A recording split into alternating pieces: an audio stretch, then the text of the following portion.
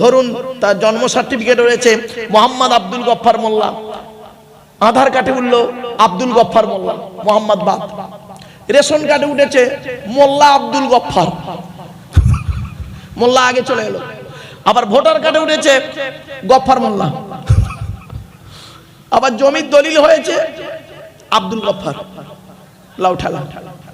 এখনো পাসপোর্ট করতে গেছে, পাসপোর্ট করতে গিয়ে আইপি ভেরিফিকেশন চলছে, ব্যাস ডিআইপি ভেরিফিকেশন হচ্ছে না। ছোট এও পর্যন্ত বলেছিলাম যদি এরকম নামের গন্ডগোল থাকে আপনারা দয়া করে ফার্স্ট ক্লাস ম্যাজিস্ট্রেট দিয়ে এফিডেভিট করে রাখবেন, যিনি মোহাম্মদ আব্দুল গফফার মোল্লা তিনিই মোল্লা আব্দুল গফফার, তিনিই আব্দুল গফফার মোল্লা, তিনিই মোল্লা আব্দুল গফফার, একই ব্যক্তি। কথাটা না যখন বলেছিলাম একটা জায়গায় জলসায় বলেছিলাম বাবা, সেখানে একটা বুড়ো লোক বয়স্ক মানুষ উঠে দাঁড়িয়ে আমাকে কি বলেছিল জানেন? খুব মনে আছে, আমাকে বলেছিলেন তুমি কোরআন হাদিসের ওয়াজ করবে, তুমি ওয়াজ করবে কোরআন হাদিসের, এই সব ওয়াজ করতে তোমার কে বলেছে? তা আমি তো রেগে যাই না সহজে বাপ। তো যে মুফতি সাহেব ছিলেন জলসার সভাপতি, সে আমার ছাত্র, মুফতি সাহেবটা আমার ছাত্র, আমার সভাপতি ছিলেন জলসার। সে আমাকে বলছে স্যার কিছু মনে করবেন না, মূর্খ লোক তো জানে না। তা আমি আর কিছু বললাম না। 2025 সালে জলসায় গিয়ে সেই এলাকায় ইমাম সাহেবটা বলছে হুজুর যে লোকটা আপনাকে বলেছিল উল্টো পাল্টা, সেই লোকটার নামে হেয়ারিং এসছে। বুঝতে পারছেন না? চাচা বুঝতে পেরেছে। আমার বাবাজিরা বাড়ি থেকে একটু সচেতন হন, কে কি করছে না করছে দেখার দরকার নেই, আপনি আপনার কাগজটা ঠিক রাখুন। কথাটা শুনতে হয়তো খারাপ লাগলো, চলুন এগিয়ে যাচ্ছি। এবার একটা ছোট্ট প্রশ্ন, যারা ব্যাপকভাবে বলেন, আমরা যারা ব্যাপকভাবে অনেকে বলে ফেলি যে গায়েবের সব গায়েবের খবর রাসূল জানেন, মুহাম্মদ সাল্লাল্লাহু আলাইহি ওয়াসাল্লাম জানেন, তাদের উত্তর হলো কি জানেন? আল্লাহ রাব্বুল আলামিন বলছেন কুল্লা আমলিকু লিনাফসি নাফআন ওয়ালা দাররা ওয়ালাউ কুনতু আলামুল গায়বা লাস্তাগসারতু মিনাল খায়রি ওয়া মা মাসসানি আসসু। আল্লাহ পাক বলছেন 9 নম্বর পারা 14 নম্বর পৃষ্ঠা প্রথম নম্বর লাইন, সূরার নাম সূরা আরাফ। নবী আপনি বলে দিন ভালো মন্দের মালিক আমি নই, একমাত্র আল্লাহ। যদি আমি গায়েবের খবর জানতাম তাহলে ভালো ভালো কাজগুলো আমি আগেই করতাম, কোনো জিনিস আমাকে অশুভ জিনিস আমাকে স্পর্শ করতে পারতো না। তাহলে বোঝা গেল কি একমাত্র গায়েবের মালিক কে? আল্লাহ। এই বিশ্বাসটুকু আপনি রাখেন, এই বিশ্বাসটুকু রাখেন। তাই আল্লাহ বললেন ইন্নাল্লাহা আলিমু গায়বিস সামাওয়াতি ওয়াল আরদ, আসমানে যা কিছু আছে গায়েবের মালিক একমাত্র আল্লাহ। আসমানে কি আছে আজ পর্যন্ত সারা বৈজ্ঞানিকরা A to Z বলে বলতে পারে না। যখনই যায় কিছু পায়, নাসার বৈজ্ঞানিকরা কিছু পায়, কিছু নেয়, কিছু বলে, কিছু গোপন করে, কিছু সত্য বলে, কিছু ওলট পালট করে দেয়। সত্যকে গোপন করার জন্য বিভিন্ন অ্যাঙ্গেল থেকে বিভিন্ন কথা বলে ফেলে। আবার জমিনের মধ্যে কি আছে একমাত্র গায়েবের মালিক আল্লাহ। এই জমিনের তলায় কি কি আছে বৈজ্ঞানিকরা গবেষণা করে কিছু পাচ্ছে, কিছু বলছে, কিছু রাখছে। আবার সত্যটা প্রকাশ করে দিলে হয়তো ইসলাম গ্রহণ করে ফেলবে। এজন্য আবার অনেকে কি করছে, কোরআনের ভুল বের করতে গিয়ে ইসলামের কালেমা পড়ে মুসলমান হয়ে যাচ্ছে। এরকম বহু ঘটনা আছে, বহু ব্যক্তির নামও আছে, ওদিকে আলোচনা যাচ্ছে না। এরপরে আল্লাহ বললেন ইন্নাহু আলিমুম বিযাতিস সুদূর, নিশ্চয়ই আল্লাহ রাব্বুল আলামিন অন্তরের খবর রাখেন। আপনি এখানে বসে আছেন কি নিয়ত নিয়ে, আমি এখানে এসেছি কি নিয়ত নিয়ে, আমি আমারটা জানি, আপনি আপনারটা জানেন। মনে রাখবেন পাপ জানে মন, মা জানে বাপ। পাপ জানে মন, মা জানে বাপ, কথাটা মাথায় রাখবেন। অতএব অন্তরটাকে ঠিক রাখুন, আল্লাহর উপরেই রাখুন বিশ্বাসটা, তাহলে আপনি ঠিক জায়গায় দাঁড়িয়ে থাকবেন। আর যদি আপনি অন্তর্যামীকে অন্য জায়গায় অন্যকে কাউকে স্থান করে দেন তাহলে আপনি সমস্যায় পড়বেন, এটা মনে রাখবেন। আল্লাহ এবং রাসূল সম্পর্কে কি ধারণা রাখতে হবে আমাদের? এই যে সমস্যাটা উঠলো সমাধান করে দিচ্ছি। কি ধারণা রাখবেন? আল্লাহ হলেন খালিক, নবী হলো মখলুক। আল্লাহ হলেন সৃষ্টিকর্তা, এটা মাথায় রাখতে হবে আমাদের। আপনি এমন কিছু আবেগে করবেন না। আমি সেই বলেছিলাম আবেগ আর বিবেক, মনে পড়ছে? আবেগে এমন কিছু কথা বলে ফেলবেন না, এমন কিছু করে ফেলবেন না, নবীকে ভক্তি করতে করতে ঈমানটা হারিয়ে ফেলবেন না। এখন আপনাকে প্রশ্ন হতে পারে, নবীকে ভক্তি করতে গিয়ে ঈমান হারায়? তার দলিল প্রথমেই বলেছিলাম, ইহুদিদের হেদায়েতের জন্য উজায়ের নবীকে পাঠিয়েছিল। ইহুদিরা কি করলো? উজায়ের নবীকে ভক্তি করতে করতে আল্লাহর বেটা বানিয়ে দিল। মনে পড়ছে? বক্তব্য শুরুতেই বলেছিলাম কেন, এই কারণে। আমি প্রথমে যে কথাগুলো বলি জিসটা বলে দিলাম, এবারে আস্তে আস্তে করে খোলাসা করব, ক্লিয়ার হয়ে যাবে। আর প্রথমেই যদি আমি শুরু করি তাহলে আপনি বুঝতেই পারবেন না কি বলছে, সমস্যায় পড়ে যাবেন। এই জন্য মূল জিসটা আমি প্রথমে টুকটুক টুকটুক করে বলে দিয়েছিলাম। এই জন্য আবেগ নিয়ে চলবেন না, বিবেক নিয়ে চলুন বিভিন্ন ক্ষেত্রে। আর একটা কথা আপনাকে বলি, যুবকদেরকে বলি, যুবক ভাইয়েরা এখন ওরা আবেগে চলে, কিন্তু 40 বছর বয়সের পরে না আর আবেগ থাকে না, ঠিক না বেটি? জাস্ট একটা 15-20 বছরের ছেলে এখনই যে কাজটা করবে, 40 বছরের বয়স্ক মানুষ সে কাজটা করতে গেলে 5 বার ভাববে। আপনি বয়স বলছেন, গত বছরে আলোচনা করেছিলাম যে আয়াতটা, সেই আয়াতটার কি ছিল জানেন? মনে আছে যে উম্মতে মুহাম্মাদির গড় আয়ু কতদিন? মনে পড়ছে আপনাদের? এবার উম্মতে মুহাম্মাদির গড় আয়ু হলো, রাসূলুল্লাহ বলেছেন 60 থেকে 70। খুব কম লোকই 70-এর বেশি পায়, মানে হায়াত পায়। এর আগের আয়াতটা ছিল গত বছরে, এটা বলে শেষ করেছিলাম।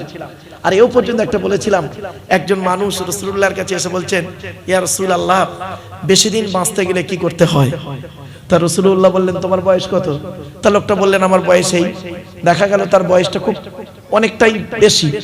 তো নবীজি বললেন, তা তুমি বাঁচতে চাও কেন? বলছি এই এখনই মরে যাব। তা রাসূল বললেন, বেশি দিন বাঁচতে গেলে কয়েক কটা জিনিস পৃথিবীতে করো। 1 নাম্বার, ভালো ভালো কাজগুলো করো। 2 নাম্বার, আত্মীয়তা বিচ্ছেদ করো না। কি আত্মীয়তা বিচ্ছেদ করো না।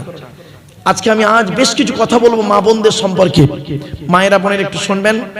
আত্মীয়তা বিচ্ছেদ করার মূল একটা জিস্ট হলো মা বোনেরা।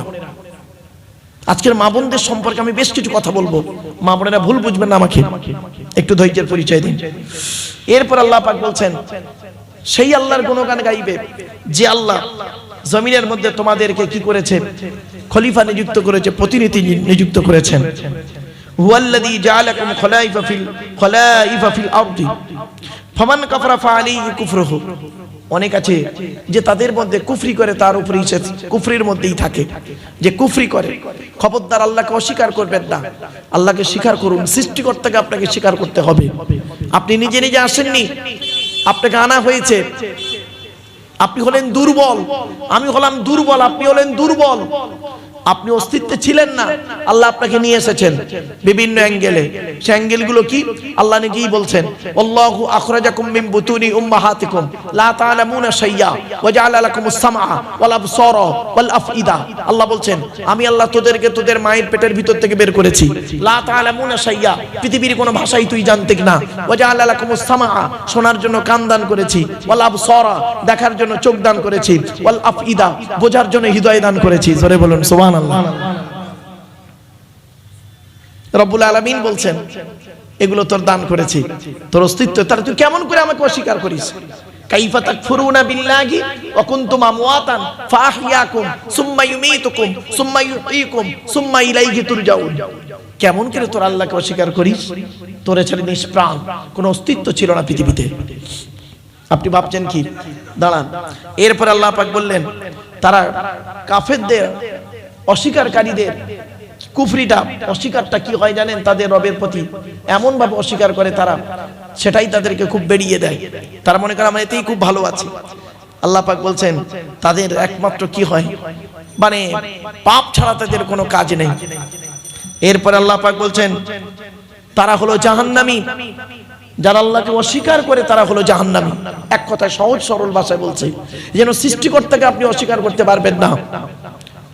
আপনি আপনার পিতামাতাকে যেমন অস্বীকার করতে পারবেন না, তদ্রূপ সৃষ্টিকর্তাকে আপনি অস্বীকার করতে পারবেন না। সৃষ্টিকর্তা আপনাকে সৃষ্টি করেছেন বাপের পৃষ্ঠ হতে মায়ের পেটে থেকে, এটাকে আপনাকে মানতেই হবে। আল্লাহ পাক বললেন ফামান কাফারা ফাআলাইহি কুফরুহু ওয়ালা ইয়াজিদুল কাফিরিনা কুফরুহুম ইনদা রাব্বিহিম ইল্লা মাক্তা ওয়ালা ইয়াজিদুল কাফিরিনা কুফরুহুম ইল্লা খাসারা। ক্ষতি ছাড়া কোনো ব্যাপার থাকে না তাদের। এই জন্য অস্বীকারীদের অবস্থা হলো আল্লাহকে স্বীকার করে নেওয়া, আর স্বীকার যদি না করেছে তাহলে হবে সে শয়তানের দল, আর শয়তানের দল কোনোদিন জয়লাভ করতে পারে না। কোরআনে বলা হয়েছে যারা আল্লাহকে অস্বীকার করে, নবীদেরকে অস্বীকার করে, নিজের জন্মকে অস্তিত্বকে অস্বীকার করে, হায়াত মউতকে অস্বীকার করে, তারা কি হলো কাফির, কুফর করে, অস্বীকার করলো। কুফর শব্দের অর্থ কি? সত্যকে গোপন করা।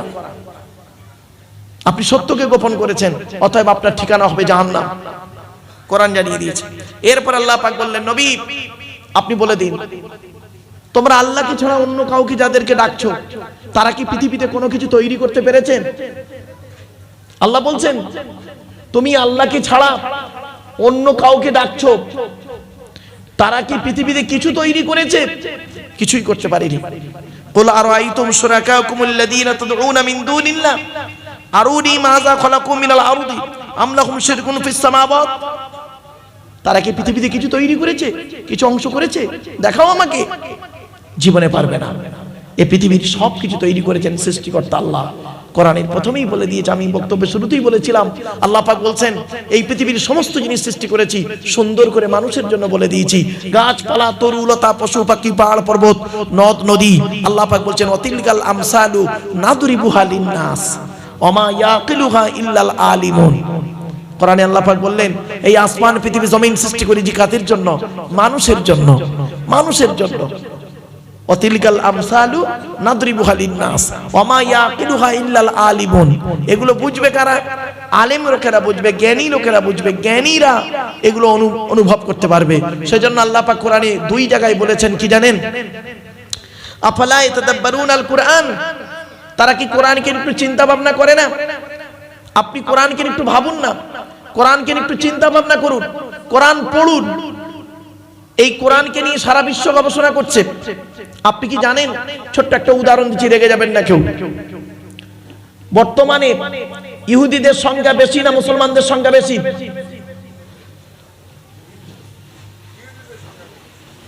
ঠিক করে বলেন। সারা খ্রিস্টানদের কথা বলিনি, ইহুদি। বর্তমানে পৃথিবীতে ইহুদিদের সংখ্যা খুব কম। ওই ইসরায়েলে আছে 99%, আর বাকি সারা পৃথিবীতে অল্প অল্প ছড়িয়ে ছিটিয়ে আছে। ইহুদিদের সংখ্যা খুব কম, মুসলমানদের সংখ্যা প্রায় 200 কোটি। তাহলে বর্তমানে মার খাচ্ছে কারা বেশি? কেন? যুক্তি কি বলে? যারা সংখ্যায় বেশি হয় তারা মার খায় না, মারে। তাহলে মার খাচ্ছেন কেন? কারণ হলো টেকনোলজিতে পিছিয়ে, শিক্ষা দীক্ষা চিন্তা ভাবনা গবেষণায় পিছিয়ে। কতদিন মার খাবেন? কতদিন মার খাবেন? শুনে নিন, ইহুদিদের একটা কিতাব আছে, কিতাবটার নাম তালমুদ। কি বললাম? তালমুদ। ওই কিতাবে লেখা আছে হে ইহুদিরা তোমরা সেই দিন থেকে মুসলমানদের সঙ্গে পারবে না, সেই দিন থেকে মুসলমানদের সঙ্গে পারবে না যেদিন তোমরা দেখবে মুসলমানদের, যেদিন লক্ষ্য করে দেখবে জুম্মার নামাজের জামাত ফজরের নামাজের জামাতের সমান হবে। তার মানে জুমায় যতগুলো লোক নামাজে জামাতে নামাজ পড়বে, ফজরের নামাজে তত লোক নামাজ পড়বে যেদিন, সেদিন তোমরা বুঝে নেবে আজ থেকে আমরা আর মুসলমানদের সঙ্গে পারবো না। কারণ এরা সেই মুসলমানের বাচ্চা, সেই মুসলমানের উত্তরাধিকারী যে মুসলমানকে নিয়ে 313 জন মুসলমানকে নিয়ে বদরের যুদ্ধের প্রান্তরে 1000 শত্রুর মোকাবেলা করতে গিয়ে হযরত মুহাম্মদ সাল্লাল্লাহু আলাইহি ওয়াসাল্লাম 14 জনকে হারিয়ে ইসলামের পতাকা পথেছিল। এরা তাদেরই উত্তরাধিকারী, অতএব এদের সঙ্গে আর পারা যাবে না। এরা চিন্তা ভাবনা গবেষণায় বিবেক বুদ্ধিতে অনেক উন্নত জায়গায় পৌঁছে গেছে। আর ইহুদিরা এখন খুব ভালো খবর রাখে, ফজরের নামাজ আর জুম্মার নামাজ শিখে নিন, একটু জেনে জান অন্তত যে মুসলমানদের জুম্মার নামাজ আর ফজরের নামাজটা দেখছে মুসলমানদের জুম্মার নামাজে 3 তালা ভর্তি, আর ফজরের নামাজে ইমাম সাহেব আর 5টা বুড়ো। বুঝেই দিয়েছে এদের যত মারবি কোনো ক্ষতি হবে না। কথাটা শুনতে হয়তো খারাপ লাগলো না? আল্লাহ নবীর জীবনের শেষ কথা ছিল আসসালাত, নামাজ, নামাজ, নামাজ। আমার বাপেরা, এজন্য আমি বলি জলসা কমিটি হতে গেলে 3টে গুণ থাকা দরকার। শুধু জলসা কমিটির নয়, বক্তা শ্রোতা কমিটি 3টে। কি কি? 1 নাম্বার সৎ হতে হবে, 2 নাম্বার হালাল খাবার খেতে হবে, 3 নাম্বার খুব ইম্পর্টেন্ট 5 ওয়াক্ত নামাজি হতে হবে। এত সহজ ভাবলেন? একজন কাফির আর মোমেনের পার্থক্য কি জানেন? রাসূল বলেছেন নামাজ হলো তার পার্থক্য। ইহুদিরা এই রোজার আলোচনা করছিলেন এক ভাই, হ্যাঁ কে করছিলেন? আচ্ছা যাই হোক, আলহামদুলিল্লাহ আমার এক ভাই রোজার আলোচনা করছিলেন। আমি নামাজ পড়ে ওজিফা করছিলাম, একটু কানে এলো কথাটা। তারপরে আপনাদের মৌলানা গিয়াসউদ্দিন সাহেব উনি 2-1টা কথা বলছিলেন। ইহুদিরাও রোজা রাখে, মুসলমানরাও রোজা রাখে, পার্থক্য কি শুনবেন? শুনে নিন। ইহুদিদের রোজার মুসলমানদের রোজার পার্থক্য কি? ইহুদিরা সাহারি খায় না। কি বললাম? সেহরি নয় বাপ, সাহারি। সেহরুন মানে জাদু করা, আর সাহারি মানে হচ্ছে রাতের শেষ অংশের খাবার। ইহুদিরা সাহারি খায় না, মুসলমানরা সাহারি খায়। এজন্য মুহাম্মদ সাল্লাল্লাহু আলাইহি ওয়াসাল্লাম বলেছেন ভোরের বেলা সাহারির সময় যদি খিদে নাও পায় অন্তত 1 ঢোক পানিও পান করিও। ঠিক না বেটি? কারণটা কি? বাড়ি থেকে ভাববেন। ইহুদিরাও ওযু করে, মুসলমানরাও ওযু করে। ইহুদিরা নামাজ পড়ে, মুসলমানরা নামাজ পড়ে। ইহুদিরা 3 ওয়াক্ত নামাজ পড়ে, মুসলমানরা 5 ওয়াক্ত নামাজ পড়ে। চলুন ওদিকে আর গেলাম না, জাস্ট এদিকে আসছে। তাই আল্লাহ পাক বললেন আম আতাইনাহুম কিতাবান ফাহুম আলা বাইয়িনাতিন মির রাব্বিহিম, আমি তাদের কাছে কি কোনো প্রমাণ সহ কিতাব দিইনি? এসেছে তাওরাত, ইনজিল, জবুর, কোরআন, সবাইকে তারা কি করেছে? ওলট পালট করে দিয়েছে, অস্বীকার করেছে। একমাত্র কোরআনকে অস্বীকার করতে, ওলট পালট করতে পারেনি। কোরআনকে ওলট পালট করতে পারেনি। এমনকি তাওরাত এদিক ওদিক হয়ে গেছে, ইনজিল এদিক ওদিক হয়ে গেছে, জবুর এদিক ওদিক হয়ে গেছে। একমাত্র কোরআনই এমন একটা কিতাব যে কিতাবের একটা অক্ষর পর্যন্ত পরিবর্তন করতে পারেনি। জোরে বলুন সুবহানাল্লাহ। আল্লাহ পাক কোরআনে নিজেই বলেছেন ইন্না নাহনু নাযালনা যিকরা ওয়া ইন্না লাহু লাহাফিজুন। আল্লাহ বললেন আমি কোরআন নাযিল করেছি, এই কোরআনকে হেফাজত করার মালিক হলাম আমি আল্লাহ।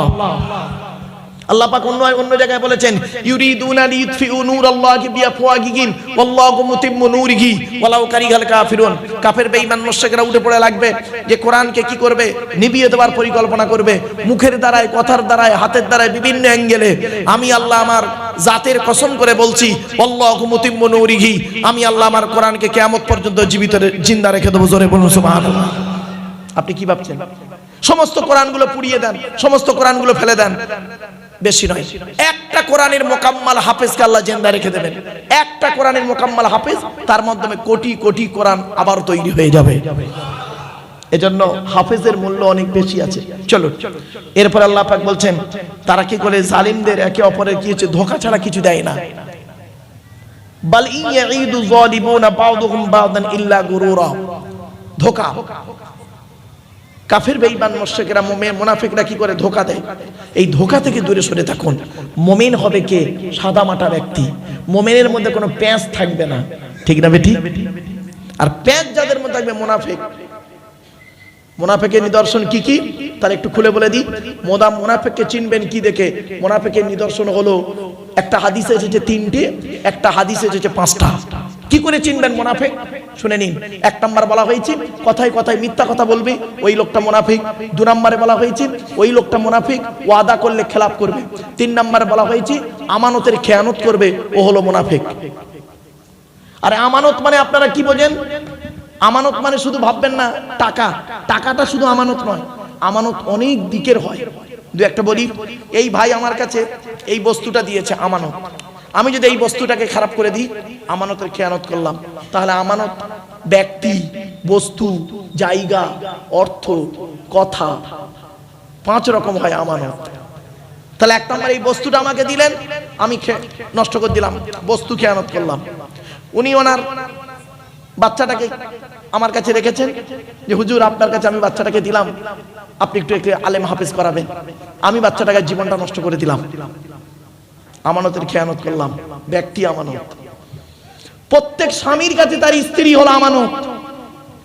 প্রত্যেক স্বামীর কাছে স্ত্রী হলো আমানত। এটা মনে রাখবেন, কিয়ামতের মাঠে আপনাকে জবাব দিতে হবে। ধৈর্যের পরিচয় দিন, একটা একটা করে বলবো আজকে। এরপরে আসছি জায়গা আমানত। আমি আমার কিছু জায়গায় ভাইয়ের কাছে রাখলাম, উনি করলেন কি সুযোগ বুঝে বিভিন্ন অ্যাঙ্গেলে উনি নিজের নামে রেকর্ড করে নিলেন। আমি বুড়ো মানুষ, কিছু বলতে পারলাম না। জায়গা আমানত, মনে রাখবেন। এবার আসছি টাকা, কিছু টাকা রাখলাম, বুঝতে পেরেছেন। আরেকটা আমানত বলছি, কথা আমানত। কি বললাম? কথা আমানত। আমি একটা কথা ভাইকে বললাম, ভাই আপনি কথাটা গোপন রাখবেন, কাউকে বলবেন না, আলেম মানুষ। উনি করলেন কি সুযোগ বুঝে সেইটাকে লোককে প্রচার করে দিলেন। কথা আমানত। আমানতের খেয়ানতকারী হলো মুনাফিক। 4 নাম্বার হলো কি, যে ব্যক্তি ঝগড়ার সময় গালিগালাজ করে সে হলো মুনাফিক। অনেক ব্যক্তি আছে তর্ক করতে করতে মা মাসি তুলে তাকে খুব গালিগালাজ করে, জানবেন ওটা মুনাফিকের নিদর্শন। সে কোনো পীর সাহেব, মৌলভী সাহেব, মুফতি সাহেব, বক্তা সাহেব, যে সাহেব হতে পারে। ইসলাম কোনো সাহেবকে দেখে না, ইসলাম তার আইনেই চলে, ঠিক না বেঠিক? এটা মাথায় রাখুন। 5 নাম্বার হলো শাহাদাতু কওলি জুর। নবীজি বলেছেন যারা মিথ্যা সাক্ষী দেয়, যারা মিথ্যা সাক্ষী দেয় তারা হলো মুনাফিক। আর মুনাফিকের ঠিকানা কোথায়? ইন্নাল মুনাফিকিনা ফিদ দারকিল আসফালি মিনান নার। মুনাফিকদের ঠিকানা হলো জাহান্নামের সবথেকে নিকৃষ্ট জায়গা। মুনাফিকদের কাজ কি? আল মুনাফিকুনা ওয়াল মুনাফিকাতু বা'দুহুম মিন বা'দ ইয়ামুরুনা বিল মুনকারি ওয়া ইয়ানহাউনা আনিল মারুফ। আল্লাহ পাক কোরআনে বলছেন, এক মুনাফিক অপর মুনাফিকের সঙ্গ নেয়। কি রকম সঙ্গ দেখবেন? ইয়ামুরুনা বিল মুনকারি, ভালো কাজে বাধা দেয়, ওয়া ইয়ানহাউনা আনিল মারুফ, আর খারাপ কাজে আদেশ করে। ভালো কাজে বাধা দেয়, খারাপ কাজে কি করে? উদ্বুদ্ধ করে। এরা হলো মুনাফিকের নিদর্শন। আমার বাপেরা বাড়ি থেকে ভাববেন।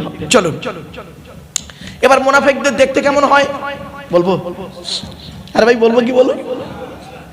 মুনাফিকদের দেখতে আমি বলিনি, কোরআন বলছে, ওয়াইদা রাআইতাহুম তু'জিবুকা আজসামুহুম ওয়া ইন ইয়াকুলু তাসমা লিকাউলিহিম কাআন্নাকুম খুশুবুম মুসান্নাদা ইয়াহসাবুনা কুল্লা সাইহাতিন আলাইহিম হুমুল আদুউ ফাহযারুহুম কাতালাহুমুল্লাহু আন্না ইউফাকুন। সূরা মুনাফিকুন 28 পারে আল্লাহ বলছেন মুনাফিকদের কি করে চিনবে নবী?